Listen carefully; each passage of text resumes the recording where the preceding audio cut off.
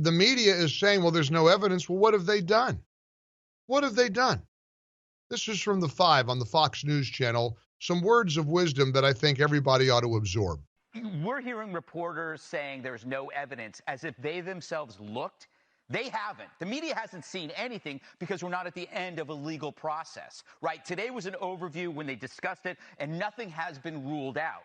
If the shoe was on the other foot and we were talking about malfeasance by Republicans, these reporters that smirk on television all the time would actually be doing the reporting. They would be actually doing the investigating. It's not investigating just to listen to a press conference and saying there's no evidence, because you know they wouldn't have done that if it were on the Republicans. The reason why you can't find evidence, you're not looking. So right now they're looking. Give them a shot. You allowed for Russian collusion for 4 years. Give a couple of weeks on this. So instead of acting like this is some kind of personal affront, just treat it like news. Just treat it like news. And maybe I'm crazy, but if Michigan did send their votes to be counted in Germany by a Venezuelan firm. Okay. I'm saying, maybe that'll all wash out. But why can't I ask about it? And why can't you can ask? Let me finish. No. Maybe a media enterprise, right, can look at the process presently and historically. What is wrong with the voting process?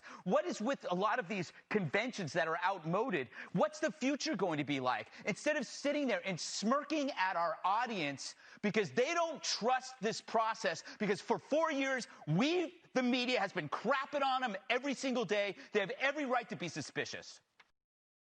You know, I love that position about instead of smirking at Americans.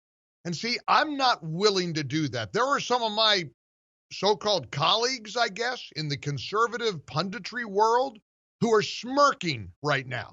And they're making fun of Rudy Giuliani and the hair dye going down his face. I get it. It was actually pretty wild.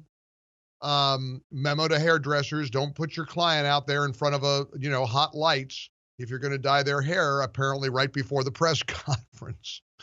And I have to admit, it was unintentionally hilarious. At one point, one of the comments I saw on social media was, it was like Rudy opened the Ark of the Covenant.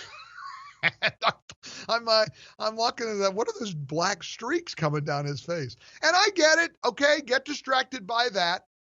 But then continue to smirk at millions of people who say, you can't tell me that when millions and millions of Americans mailed in their ballot, that everything went fine. I don't know about you. I went to the ballot box. I voted in person because I don't want to stick my cherished vote in the mail. And I know that many, many millions of people did. So great.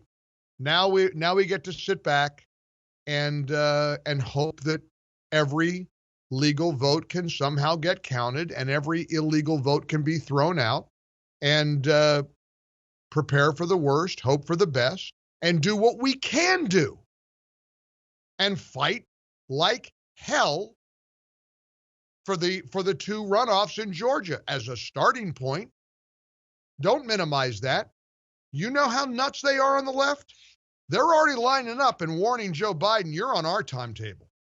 You're on our timetable. The squad had a press conference yesterday. AOC, Rashida Tlaib, these really extremist radical Democrats who we all know are calling the shots.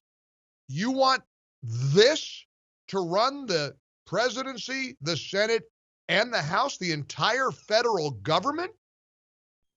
I don't want anybody here to think that we're not winning. Because let me tell you something, we're winning. It's working.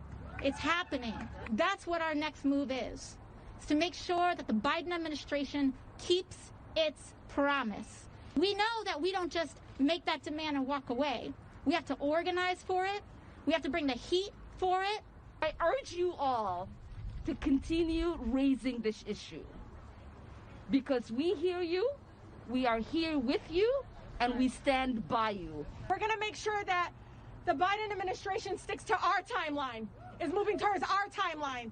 And so I ask all of you, do not move from the needle. Do not. Yeah, well, and they won't. Believe me, Rashida Tlaib, Ilhan Omar, Alexandria Ocasio-Cortez are going to pressure and battle their way into getting Biden to deliver the far left, anti-police, anti-military, anti-American agenda that they want delivered. And you think Biden's going to stand up to them? Joe Biden is not able to stand up to his alarm clock. He ain't going to miss nap time. That's what we're up against.